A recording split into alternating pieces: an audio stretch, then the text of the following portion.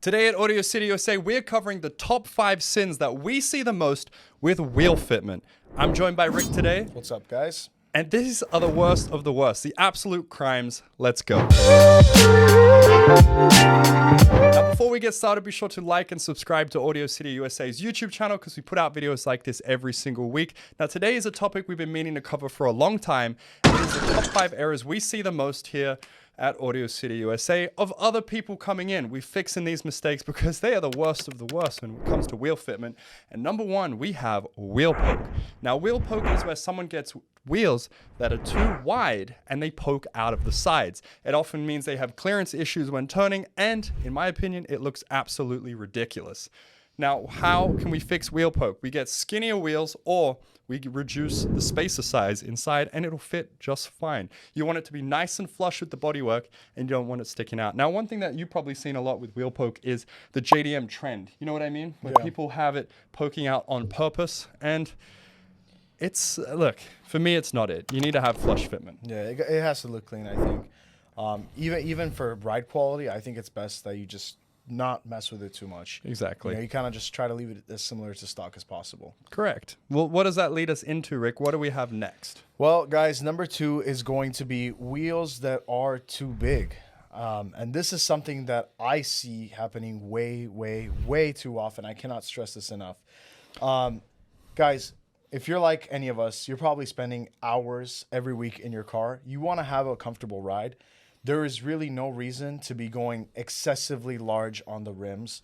I've seen people, that are perfectly fine on like 22s. For example, I'll give you guys an example. S-Class, works really well on 22s, even 20s, but sometimes people want to push it up to 24. Keep in mind, the S-Class is supposed to be a car that is luxurious. It has a comfortable ride. When you go 24, you have to sacrifice that, that rim space, that real estate. You got to sacrifice it for your sidewall. That leaves you with a sidewall that's about this big. And if you're in any major city in the US, you're going to have potholes. You're going to have curbs. You're going to have an uncomfortable ride. You're going to wear out your tires a lot easier. You're going to risk getting bubbles in the sidewall. That's dangerous and could lead to a blowout. So my 2 cents on that would be to definitely try to not go excessively large. Try to see what other people are doing. Give us a call if you're unsure. That's what we're here for, because you ultimately want to have a comfortable ride. You don't want to be feeling like you're driving like a wagon on wooden wheels, right? Absolutely. And I couldn't agree more. Rick makes a great point with that. It's uncomfortable, it's dangerous, and it also leads into our next point, which is people that have a sidewall that is too small. Yeah. Because you might not necessarily have a wheel that's too big. You could be rocking 20s, even 19s, but if you have a sidewall that looks like it's been painted on, you're going to get all of those same issues, aren't you? And guys, it looks amazing. Like I love it. I think my car is on 35 sidewall, or like something small, but not like super like thin, because it's not the rubber band look. You know what I mean? Where it's aggressively like too stretched thin. tires. Yeah, exactly. It's doing too much, and it's also going to damage your wheel. You could crack a wheel. You could get punctures super easily. It's just not good. That's the next one. The tire sidewall needs to be an appropriate size. Unless you're in like Dubai, where they have like cloud roads everywhere. I mean, we're here in LA. There are potholes left and right. And I've already gone through 3 front tires. And I'm on a 35 sidewall. Yeah. So I've gone through 3 front tires on my passenger side because I keep hitting potholes on the 101. Yeah, and it's just dangerous. So avoid tire sidewalls that are too small, and avoid wheels that are too big. Now, next on the list, we have brand snobs. Brand snobs are people who don't buy a tire because it's what they need. They buy a tire because they have an undying loyalty to that specific brand. You know what I mean? We're looking at you, Michelin boys. Absolutely. The Pilot Sport crew who need those tires to get through the KFC drive-thru as fast as possible.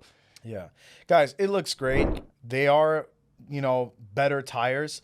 But for 90% of people, and we cannot stress this enough, we try to say this on the social as well, there's really no reason to be shelling out hundreds and hundreds of dollars on Michelins, or any other, expensive premium tire brand. You are likely going to be just as fine with Lexanis or Lionhearts for 90% of applications. I mean, if you're just doing some city driving, you're going to drive through on the freeway, Just You'll be throw fine. on some Lionhearts, throw on some Lexanis. You'll be Absolutely. fine. And I promise. And you know what's funny too? A lot of people think, you guys are trying to push that. We're trying to save you money. If we Yeah. wanted to make the most money, we would We'd be recommend. like, guys, get these Michelins. You need Michelins. You don't. You really don't. Or you have a Formula One car? Yeah, you need Pirellis. We're not trying to push that upon you. We're trying to give you the best advice. And if we think that you need high performance stuff, We will let you know. Exactly. We're going to let you know. And for the most part, if you're just daily driving, you're going to be chill. And it's known, this brand snobbery is absolutely ridiculous. But that also goes for wheels as well. We see it all the time. We all have brands that we love. I personally love Rotiforms. I know Rick's a big fan of Giovanna wheels. Yeah, I love Giovanna wheels, love Forgiato, But love Road Force as well. But it's when people take it to the nth degree and they end up spending twice as much of the value of their car as they did on wheels. Yeah. You know what I mean? There's a whole fitment gallery on our website, guys, and I cannot stress this enough.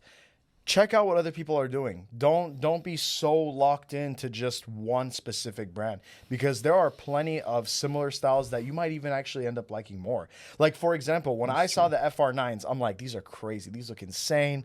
Like, there's no better looking like performance wheel from Ferrada. Then I saw the FR11s, and I'm like, bro. Yeah. I'm like, I need those FR11s. Exactly. So be open to other brands. The brand snobbery needs to stop. We need to see more wheels out there. And as Rick said, we have an amazing gallery, so definitely take a look at that. And finally, this one is the most painful to see, and it is shitty wheel alignment. Now, what we mean by that is people who don't get an alignment and their tires wear out unevenly. They always wear out on the inside more than the outside, which is dangerous for several reasons. There is no reason for your wheels to literally be flat, Camber gang.